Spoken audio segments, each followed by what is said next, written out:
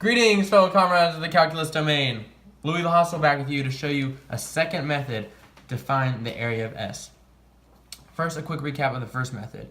We found the area of S by finding two new intersection points right here at x equals 0 and x equals 2 between the larger curve e to the 2x minus x squared and the horizontal line y equals 1. And we subtracted the area below the horizontal line y equals 1, and we subtracted the area of R to just get the region of S. This time, I'm going to show you a new method involving the intersection points alpha A and alpha B that Caitlin Calculus found in the first part of this FRQ, find the area of R.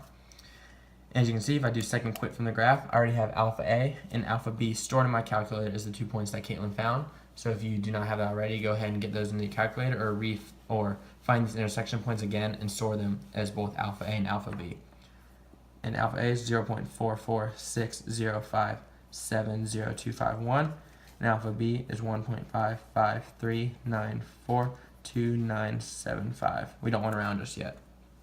So the second method, first we're going to start off by we're going to write area, so A, and then subscript S to show that's the area of S.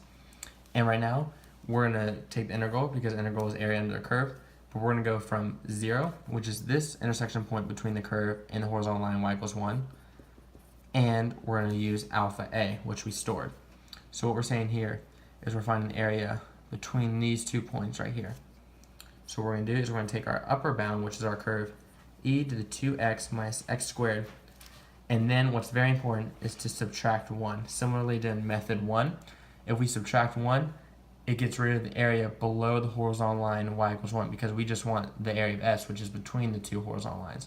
So by subtracting 1, it gets rid of this area. So therefore, the only area left is right here. So that's the first part of the area of S. And remember, when we integrate, we want to throw a dx on the end of that because we're integrating in terms of x. Next, I'm going to shift to black, and we're going to find this middle area right here, which I'll show you how to do. So I'll write it first and then explain it. So we're going to add b minus a times 1. So b minus a are the two intersection points between the curve and the horizontal line y equals 2, which Caitlin found earlier as mentioned.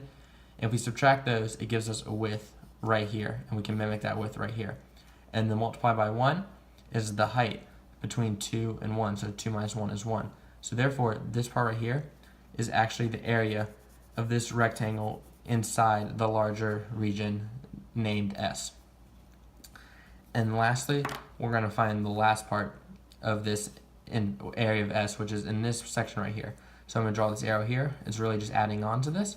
We're going to take another integral, but this time we're going to go from B lower bound to 2 upper bound. And this intersection point between the curve and the horizontal line y equals 1 is 2, which we found earlier in method 1.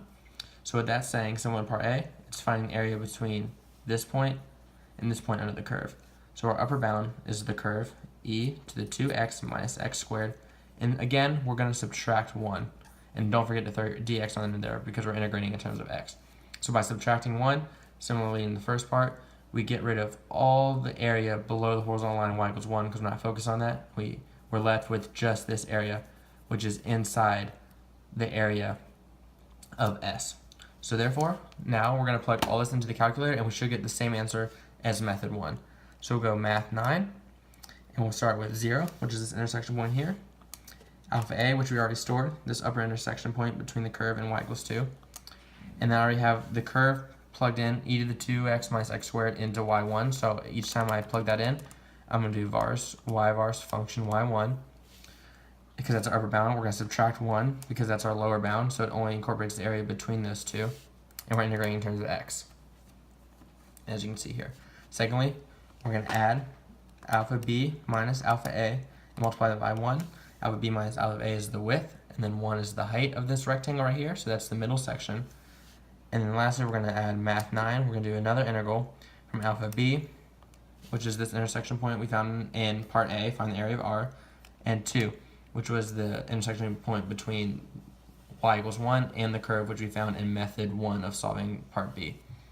So we have here, upper bound again, do vars, y vars function y1 to give it the curve, and we want to subtract by our lower bound, or our lower function, which is 1, because we want to get rid of the area below y equals 1 and just incorporate the area above it, which is inside the shaded region S.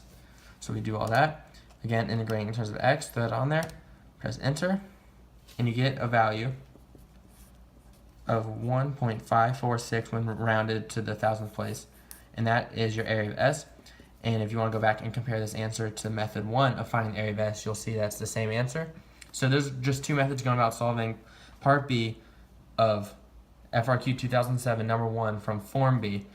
And choose which method best suits you. I feel like the first method's quicker and easier to go by, but if this method suits you better, then go ahead with it.